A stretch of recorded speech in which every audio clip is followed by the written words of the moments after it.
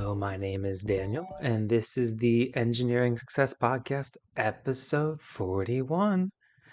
We are back 2 weeks in a row with an interview, this time with Steph Gillies of Avant Career Services. But before I talk about that, we have to talk about our shout outs for the pod. So if you want to join John Ott, shout out to John Ott, our top tier supporter of the podcast.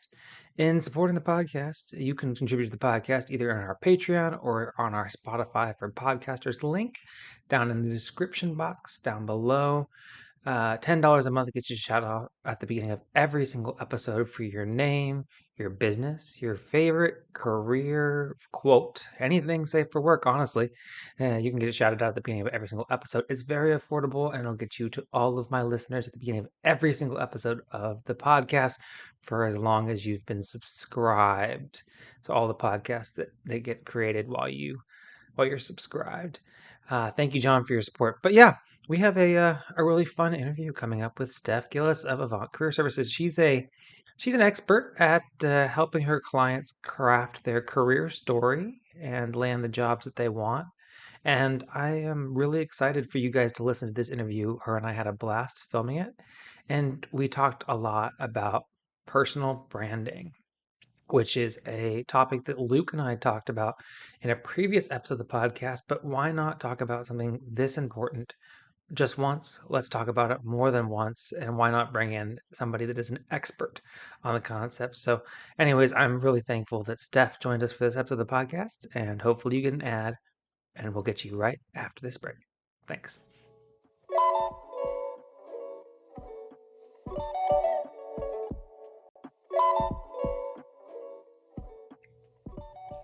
Hi, Steph. How you doing?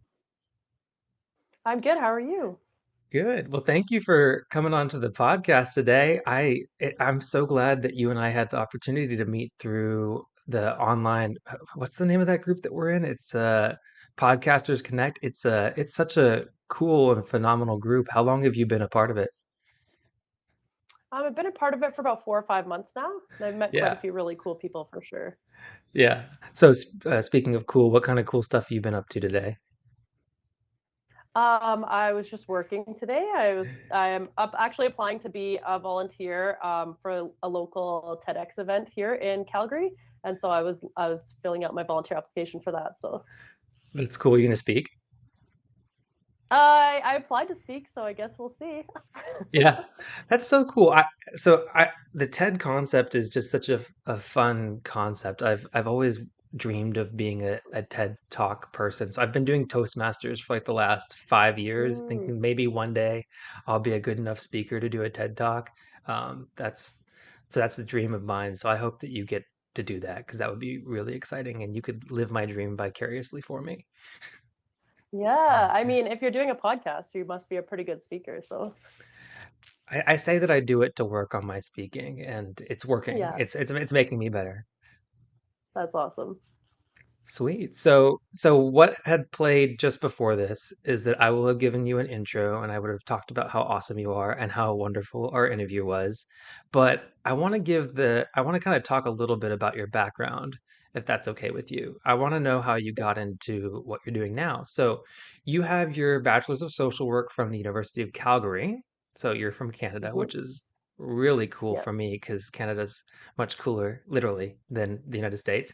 And and your first job out of college, you were doing program coordination with Big Brothers Big Sisters, which makes sense with the social work, and then you did leadership and life skills programming, but now you're a career coach and you help people tell their career stories. So at what point in your career did you realize that your passion was related to other people's careers and maybe not necessarily what you were doing whenever you first got out of college?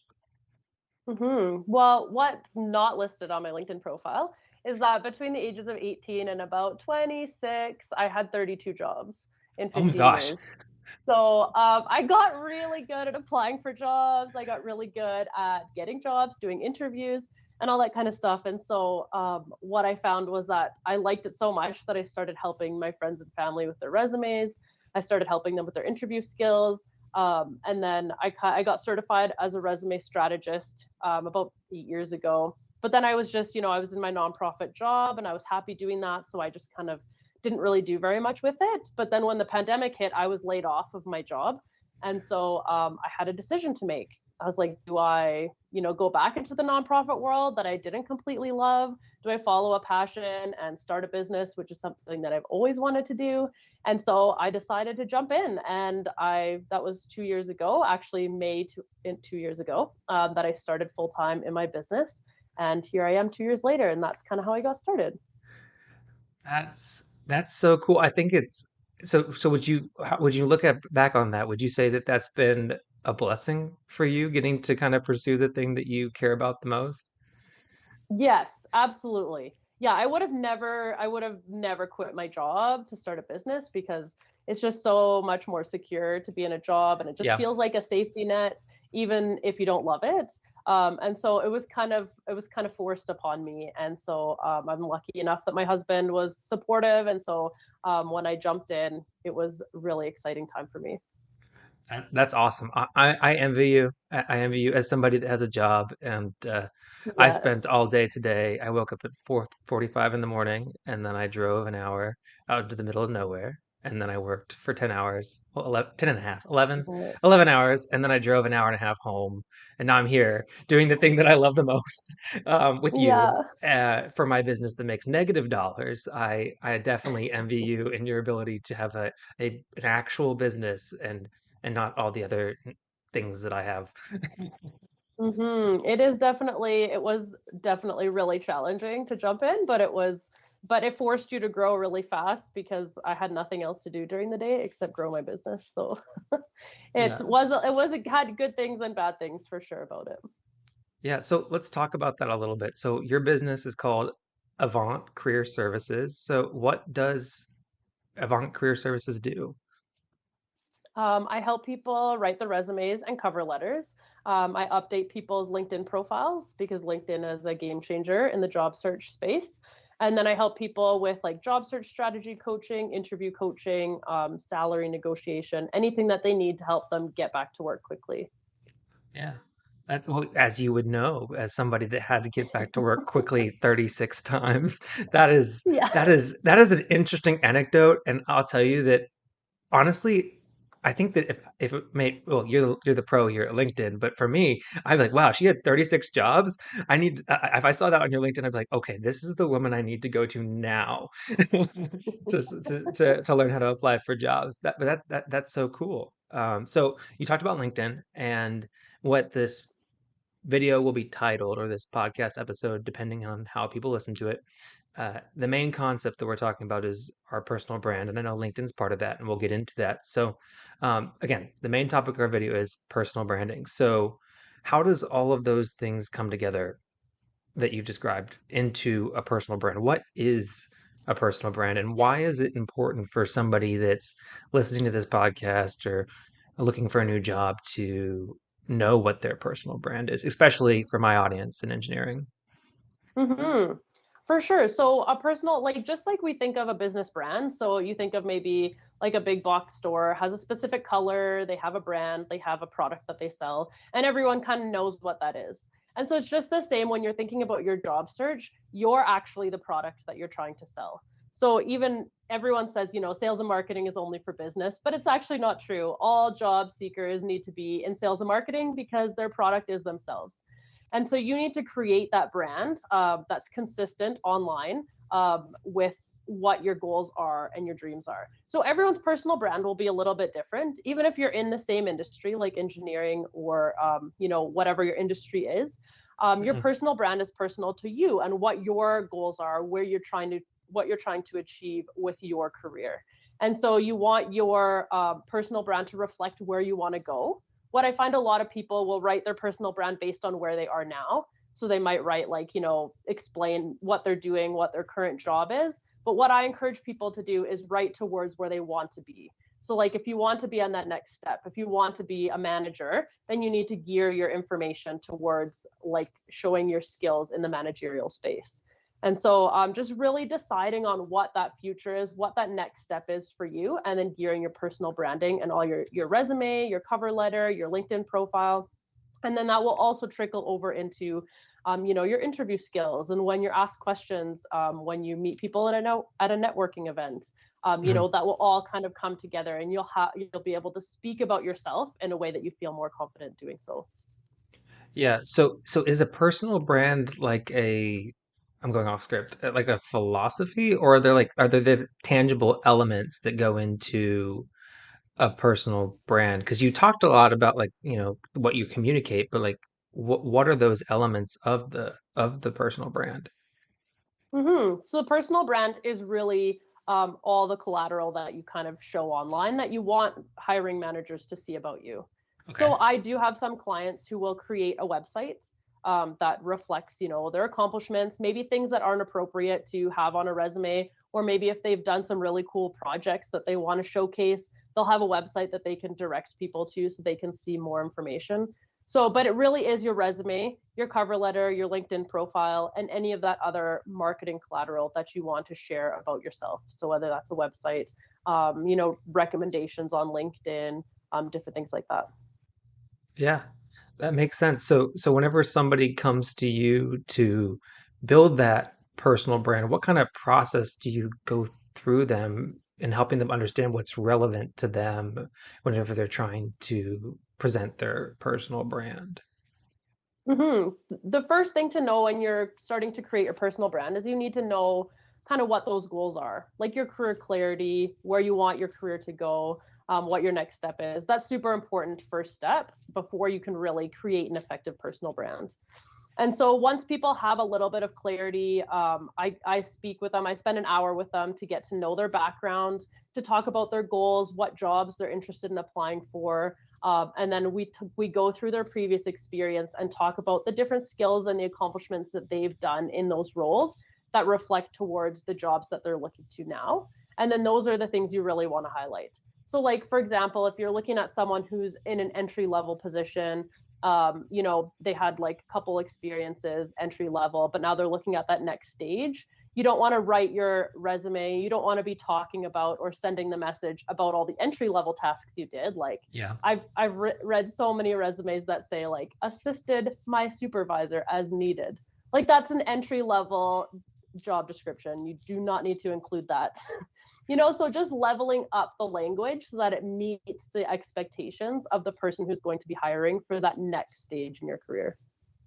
Yeah, that makes a lot of sense. So recently I interviewed for a portfolio type management position within my organization, and I was looking back at my first two roles. And if you looked at my first two roles on my resume, from before I made this refresh, you would have seen things like coordinated this or assisted project manager with this. And then now what it is it's all focused on all the things that I led in those capacities. And Mm-hmm. it was me doing the same things, but it's kind of a different lens because when you're in it, I guess you're like, yeah, I was assisting this project manager, but really, I was managing all communication flow. I was not, yes, I was an Mm-hmm. assistant to this person. They were the lead for the overall project, but what did I manage, right? That's is kind of what you're describing. Absolutely. Yeah. And sometimes that's so hard for us to see for ourselves, right? Yeah, Because you're like, I just go to work. I talk to a lot of people who are like, well, I just go to work and do my job. Like, there's not really anything exciting that happens. But yeah, that's not how an outside person is going to see it, right? They're yeah. going to see maybe your day to day is something really interesting to them. And so, like, that's what a third party can sometimes help draw out is some of those experiences and those accomplishments that maybe you consider to be everyday mundane, but then the person who's reading your resume would think that's actually really interesting and would want you to be able to do that for their company. Yeah. So does that also beyond the resume carry into your cover letter, how you communicate things and how you communicate things and your other media as part of the brand? hmm Yeah, so I always say that the resume is like super formal. So that's like your Yeah. formal document. The cover letter is kind of semi-formal, so you can share more about your personality, why you want to work for this position, what your goals are. So you're talking a little bit more personally in the cover letter. And then LinkedIn can be more casual. So that's maybe more where someone could really get to know you. Like, why do you want to be in the engineering space? What do you love about it? what is your favorite part about your job, those kinds of things, like what drew you to this industry, why do you stay, those kinds of things might help like build out a picture of who you are and what kind of person you are, so that a hiring manager can really get that good picture of you and be excited to talk to you in an interview. Yeah, that makes sense. So I mean, you're in the interview, right? And you're thinking about your personal brand. How does that affect your is there a certain approach or a certain type of cultivation that you have to do with your own personal brand before you do go into those interviews, or what kind of, I mean, because you're right. I mean, we're building this brand, but also I'm me. So I'm going to talk about what I did. So how does that how do you kind of turn that switch into making sure that you're in branding mode without sounding inauthentic? Hmm. I think like the big part of it is just a lot of people don't know their accomplishments. And so when I go through the resume process with people, is we really talk about those accomplishments. I was interviewing someone today, and I was like, "So tell me about this job that you did." And she was like, "Oh, nothing really exciting happened there." And so I asked a few other questions, and then she ended up speaking for like 20 minutes about all the great things she did at this job. She just didn't like, it wasn't her favorite job. And so when she thinks about it, she doesn't think about the cool things she did. She just kind of thinks about all that time, when I was at that job. And so it's always interesting to see the accomplishments that come out. And then those accomplishments that you can see that you put on your resume are typically stories that you're going to want to use in your interview. So it doesn't have to be like, I really encourage people to be themselves. I think that's the best way to approach an interview. I don't think that you should come at it and be like, I need to stick with my personal brand and be less authentic. I think it's more important to be yourself than to worry too much about that, because then you'll really see if you fit in with their culture. The manager will see if they feel like you are a fit for them, and you'll get more jobs that'll be more of a fit for your personality. But the Yeah. big thing to think about is just like, what I encourage people when they're thinking about their interviewing is to think about 5 to 10 stories that you would want to share in an interview that happened throughout your career. So, like, without thinking of any interview questions, what are 5 to 10 stories that are like great things that either you've done, or, conflicts that you've solved, or, times when you just really feel like this story would be an impactful share. And what Yeah. you'll find is when you create those stories, um, you'll find that they actually answer multiple interview questions. Like, what I like often, someone was talking about how she helped solve a conflict within her team. And Mhm.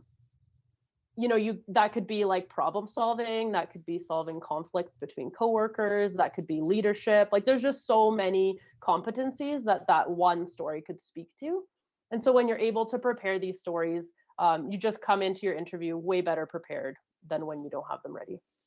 Yeah, and I feel like it also kind of naturally makes the interview a little more natural. Like I had one recently where I was telling stories, and the guy, like halfway through the interview, he looked down at his paper and was like, "So I think we've covered all the things I was supposed to talk to you about," and it allowed the Yeah. conversation just to kind of flow beyond that into we kind of covered all the corporate stuff. And it's like, okay, yeah, cultural fit. I kind of got all that stuff. Now let's talk about all the really cool, exciting things.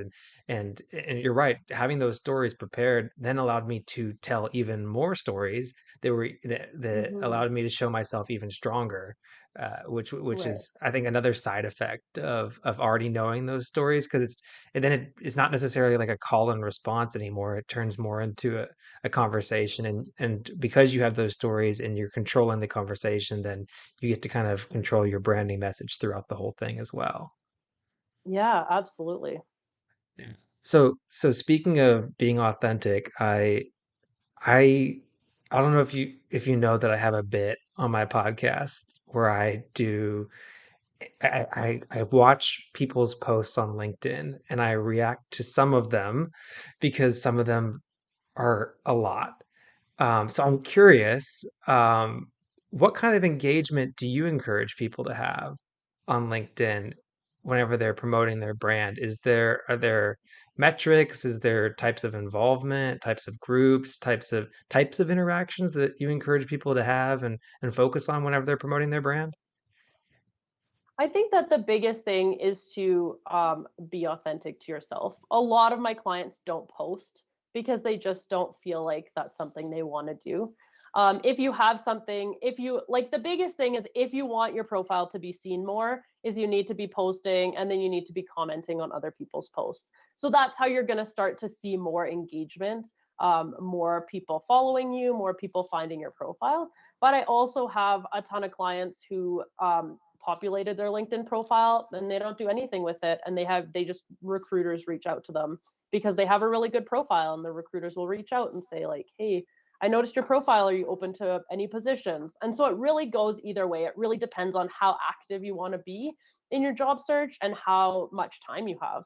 Some of my clients are, unemployed. So they're like, yes, I want to engage on LinkedIn. I want to spend the time doing that, whatever I can do to get back to work. And other people, are working a 9 to 5, and they're, just looking for that next up level in their career. And so they're not spending time posting on LinkedIn or communicating with other people. But yes, I agree with you. Sometimes the posts can be a lot, for sure. Yeah, and if you watch them, then if you also then go on LinkedIn, you'll realize that half the time I'm getting caught by bait, and there's like, I guess, troll people that are trolling LinkedIn, which is, I guess, funny. I guess I get Yeah. caught all the time by there's a couple of I've reacted to, and I was like, okay, that was totally bait, but it was perfect for my content. Uh, Yeah, but for sure. yeah, but that makes sense. So what is the bare minimum level of, I guess, preparedness of your LinkedIn profile? Just like a update all the way through your skill section and all your courses and everything. Like what is the kind of the floor that you're like, if you're not doing this, then you're not utilizing LinkedIn at all? So the first thing to figure out is, in the positions that you're looking to apply for, what are the keywords that show up in the job descriptions? So when you're looking at the like several job descriptions that would interest you, what are those keywords that keep showing up over and over and over? So like if you're a project manager, right, those would be project management, team leadership, organization, those types of things. And those are the keywords that you want to make sure are in your profile. So that means like in your bio section, in your experience section, you can copy and paste what you have in your resume into the experience section. Most people aren't going to be reading your experience section. So those keywords can just work towards helping your profile be found more. And then in the skills section at the bottom, you can have up to 50 skills. So I recommend having all 50. It kind of works like an algorithm. So if my profile had project management in it 3 times and your profile had project management in it 10 times, yours will trend higher on a search than mine will. No way. I didn't even know that was a thing. Wow. So you're saying that, and then I get recommended to other people? Like where do I show up in their feed? Like where do I show up No, so based on like the algorithm? so when recruiters use the search function, they're like, I'm looking for a project manager.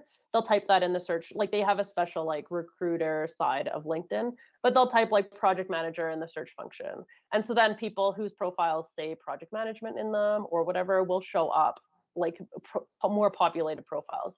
The ones that aren't populated, if you don't have a picture, if you don't have a banner photo, those kinds of things, they're not going to spend a lot of time on you because you're not the um, doesn't look like you're active on LinkedIn at all. So So if I have all my keywords and I have a nice little picture, and they can tell pretty quickly what my experience is in like 5 seconds, and that probably hmm drastically improves my chance. So whatever they're going to see in that first second, 5 seconds, and I guess whatever gets them recommended to them, are probably the most important things. yeah. So your headline is definitely important. So right under your name is your headline. Uh, Just laughing at sorry, the look on your face. I'm just dumbfounded because I didn't even know this was a thing. um yeah, so right under your name is your headline, and that's like the first thing people are going to see about you. What I often see people do is they'll write like, I'm a project manager for such and such a company as their headline, but that really does you a disservice because it really brands you towards that company, makes someone feel like, oh, they're super committed to that company. What I recommend is having a headline of like, generally what you do, how you improve processes, because that's the first thing people are going to see is your headline. And when you comment on stuff, when you send messages, people will see the first 3 or 4 words of your headline always under your name. And so you want to make sure those first 3 to 4 words are really impactful. Okay, but focused on your role and what you do. So not like the dreamer, doer, explorer type headlines that I see every once in a while. Like I actually mean, you focused on your role. if your goal is to encourage conversation, then yes, that could be beneficial. But yeah, I mean, if you're using your LinkedIn profile to further your career, then you should have a career focused headline. Okay, so I do commercial contract management in the engineering consulting industry, and I also am focused on costs, financial forecasting, schedule. So, I mean, what would so my think my title, my tagline is currently commercial management at Zachary Group. So that means that it's Right. very specific to my title. It does not even talk Mm-hmm. about the fact that I do cost forecasting or contracts. Really, I mean, maybe people in my industry can know that, but it's niche. I mean, Yeah. you might get me tagged for like commercial construction manager, which is not what I do, and it shows that I'm committed to my company, which Yeah. my boss, I'm very committed to my company.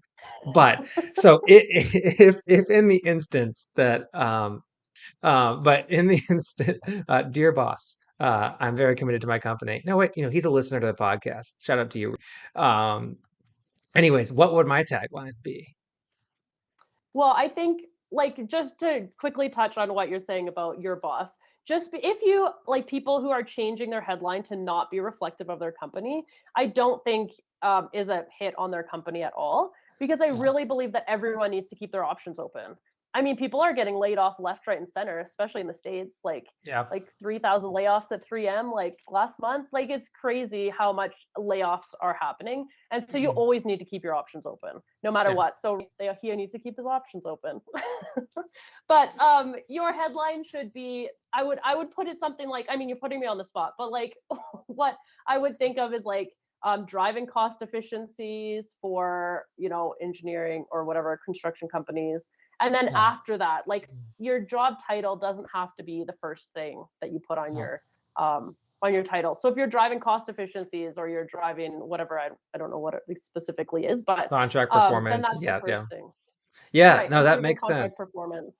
Yeah, then Okay. people can see that. That's what I do on a daily basis. I improve contract performance. And then they're like, oh, that's super cool. And they might click because they want to know more. What does that mean? How do you do that? And then they'll click on your profile and they'll want to read more about I already want to know more. Yeah, that makes sense. Sorry. I just I'll be honest, I was just so shocked by what you were talking about with the algorithm of LinkedIn, which makes sense. I guess every social media platform has an algorithm, but um, wow, that is cool. I mean, yeah, I did put you on the spot. Sorry about that, but it. that is something else. I'm gonna have to edit my way through that, but Mm-hmm. that is really cool. Okay, so where were we? I jumped ahead. So what? I mean, so for me, that was probably one of the most eye-opening things that I'll get out of this.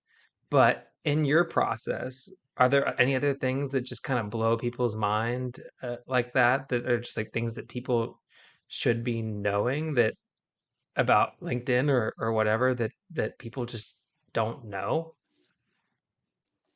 I think just like there's so many. I find a lot of people, especially in my engineering clients, tend to shy away from LinkedIn. I was just meeting with a guy today who's an engineer, and he's like, "Yeah, I sort of have a profile, but I don't use it." I'm like, "You have to use it because it just doesn't seem like something they would do on a regular basis." So if it's something, if you're listening and you don't have a LinkedIn profile, today is your day. This is your message. Start a LinkedIn profile.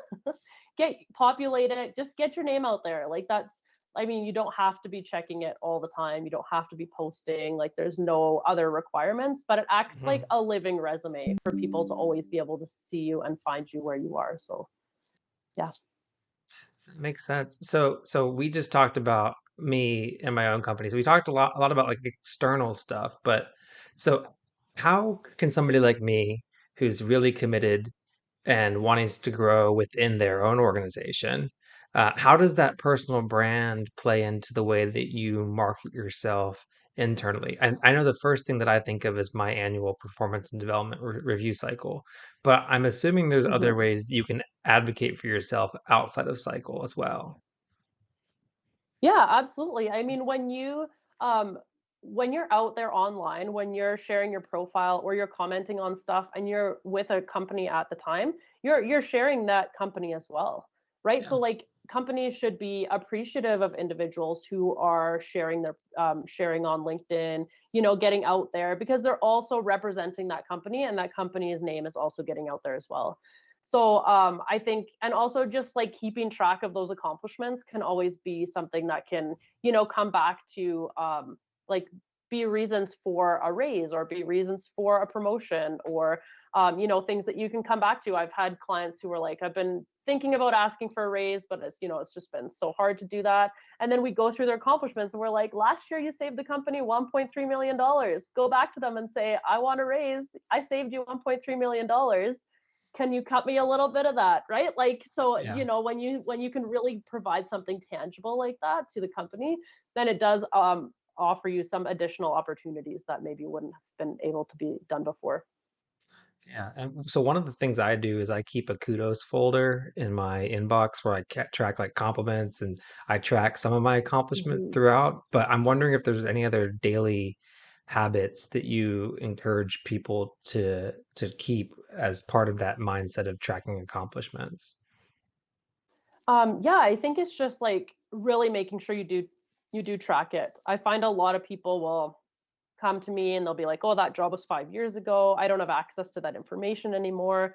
Like even like budget numbers, I couldn't tell you what the budget numbers are because I don't have access to that information and I can't remember. So like what you're saying, keeping a kudos file on your position is something people don't do. So like I think that everyone should be doing that because then when you look back like 10 years from now and you're like, what did I do at that role 10 years ago? You're not going to remember. You're not going to be like, oh yeah, I know exactly like all the 10 things that I did, like all the numbers and everything, percentages of how I increased efficiencies. Like you're not going to remember those things. So writing them down as they happen is absolutely a really great suggestion. Yeah.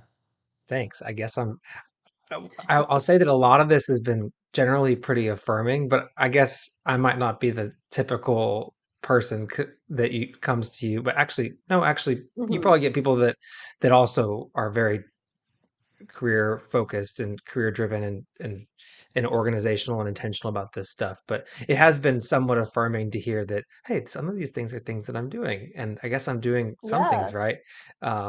Yeah, that's that's really cool. So how does you said that it's kind of daily whenever you're tracking your accomplishments, but I assume that evaluating your personal brand is also kind of a habit as well. So what kind of I know that part of that is people come to you and they talk to you about their personal brand, Hmm. but I know that it's also you probably give out a lot of homework as well. So how do people go about doing that self-reflection and making sure that their personal brand reflects what they want? Hmm. I think like the main time that people need to really reevaluate their personal brand is if they're going for, a new position, if they're transitioning their career, they're looking to go for a promotion, or they're looking to like upscale their career.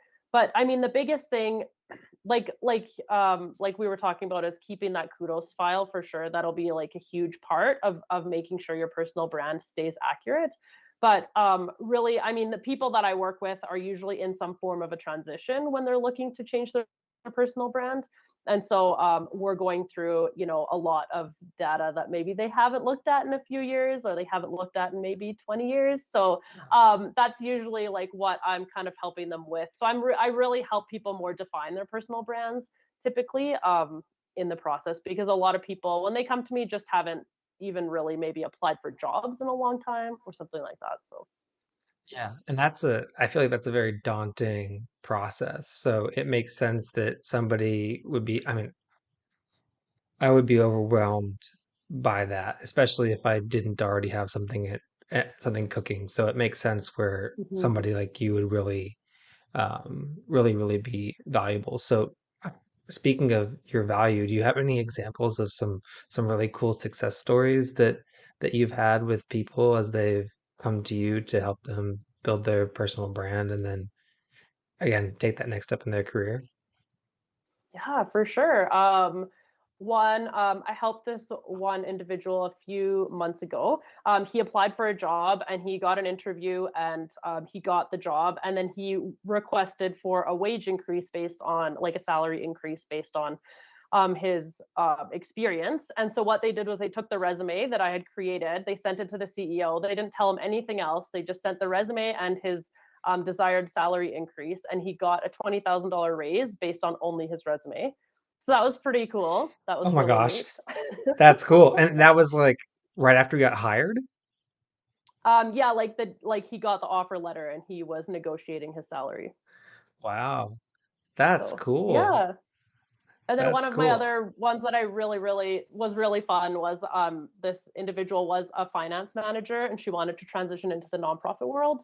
And so we helped like completely revamp her resume. She'd been applying for years, but nothing came of it because she was a major, like an investment advisor, and she wanted to be like a director in a nonprofit organization. And so we completely redid her resume. We focused more on all her volunteering that she'd done over the past like 10 years, and in I think it was 2 months, she got a job as a director in a nonprofit in her city. So she was really excited about that. So That's really cool.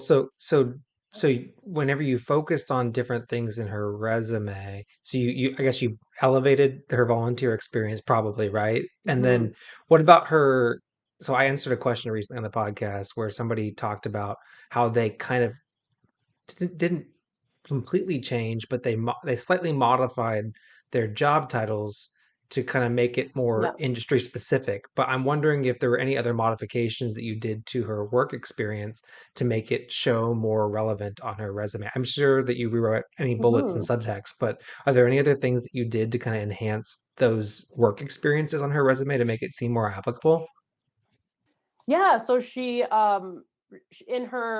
in her finance company, she had joined like a she had started a mental health initiative, and so we talked about that because that's very nonprofit focused. She Yeah. also was on like the social committee and was helping like improve employee engagement, and so we talked about those kinds of things. We really focused on those things more than like how much she increased the investments by and stuff like that. And then we just changed the wording, so instead of like increased sales, we increased funding or whatever, right? So that it matched the language of a nonprofit organization, so that Yeah.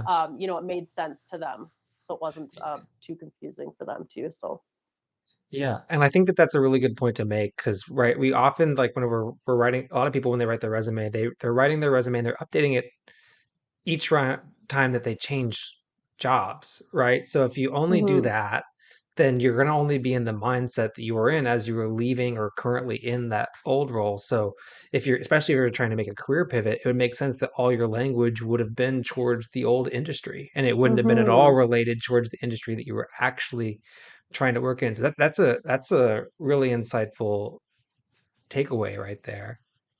for sure. And like the thing to remember too, especially in like technical roles, is to really avoid that technical speak.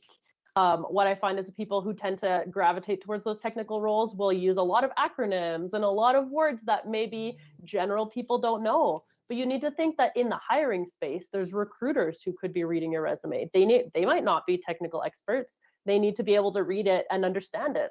The hiring manager might be like an HR leader, and then they do the initial screening and then decide who gets to stay and who gets interviewed by the technical leaders and who doesn't. So you need to make sure that your resume is written in a way that everyone can read it.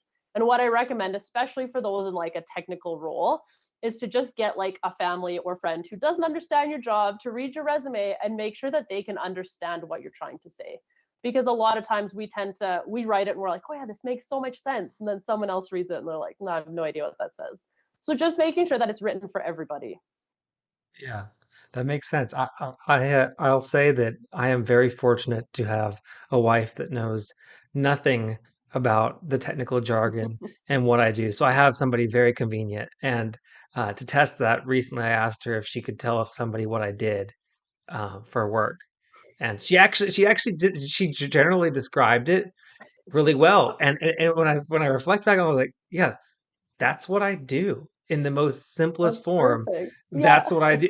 And and that kind of is a cool exercise that I recommend other people to do is if you have a spouse or a friend that is nowhere near the technical proficiency of what you do, Mhm. you could tell them what you do and then have them tell you back to you what you do. And that's kind of the core takeaways that somebody that isn't familiar with what you're doing is getting out of what you're sharing. Mhm. Yeah. Yeah. So that Especially es yeah. oh, sorry, especially in an interview because sometimes there'll be more than one person, and maybe only one of the people is actually in the technical space. And so you need to be able to answer your questions in a way that the HR manager can understand and also, like, whoever else is in the room, so that you're not just, like, going right over their head so they can't have an input at the end, so Yeah, I totally agree. I think that a lot of times people want to sound really proficient, but sometimes the greatest sign of proficiency is being able to explain something so well that anybody can understand it. And whenever you go Mhm. straight to that jargon, it's kind of it it may actually show the opposite of what you're trying to come Right. off as. Yeah. Yeah, for Wow. sure. Man, you know what we've done is I think we've blazed through all of my questions, kind of in a roundabout way, but I'm wondering if I missed anything or if there's any other general brand awareness things that I just completely missed or that you wanted to kind of hit on. No, I don't think so. I think that was Yeah. pretty much everything. Yeah. Well, I love a concise interview. I'll tell you that because I got one of my friends was going through the podcast as I was bullying them to listen to the podcast, and they were like 90 minutes, 120 minutes. Yeah, no, I'm not going to listen to that. So, I really do appreciate the efficiency that you and I ran through this, and I think that we did a really good job of hitting on the importance of personal brand and also Mhm. giving people other tidbits throughout the way. So, what I would want to do is I kind of already told everybody what the name of your company is, but I also want people to know where to find you. And is your website still www.stephgillies.com? Yeah. Yes, that's Is my website. I'm also on LinkedIn, and the efficiency in the interview just represents how well I write a resume. I'm just putting that out there. Yeah, I've gotten like 10-page resumes down to 2 pages by building that efficiency and knowing what the important things are to talk about. But yes, yeah, my website is stephgillis.com, and you can also find me on LinkedIn. Um, my name is just Steph Gillis on LinkedIn. yeah. Stephgills.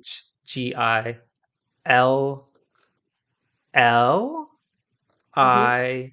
IES. I can spell when I read, but it's very confusing because there's an I and then two I L's and know. another I, and you just can't. My brain is not capable of processing. But that's Steph, Stephgillies,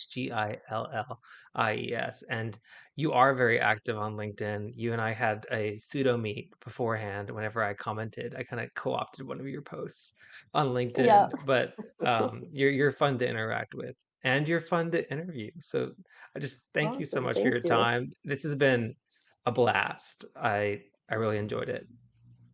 Yeah, thank you for having me. It was great to be here. All right.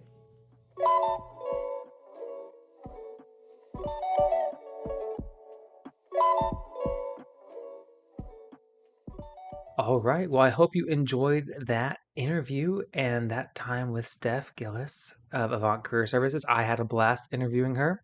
If you want to be featured on the podcast, make sure to support the podcast through our donation buttons. You can also write into the podcast if you have a topic you want me to talk about, or a you have a question that you want me to answer, or if you just want to send me your favorite LinkedIn Lunatics post that you want me to react to on the podcast. Make sure to send it in. I'll give you a shout out if you want it after when I read it out of the podcast. But yeah, I really, really, really appreciate your support. Make sure you support the podcast by commenting if you're or sharing if you're on YouTube. And if you're not subscribed on YouTube, what are you doing? It's free. Make sure you subscribe. So Anyways, I'll catch you guys in the next one. This is episode 41 of the Engineering Success Podcast. I'll catch you in the next one. Bye. Miscommunicating. I just made a pilot, then they threw me on the stations. Now I'm not complaining. My thoughts get complicated. I cannot explain in lameness. Never losing focus because I ain't chasing payments. Still playing in the basement while I'm working on arrangements. They heard the kid in 50 countries. Thank God that's amazing. But I'd rather thank Spotify. They put me on the station.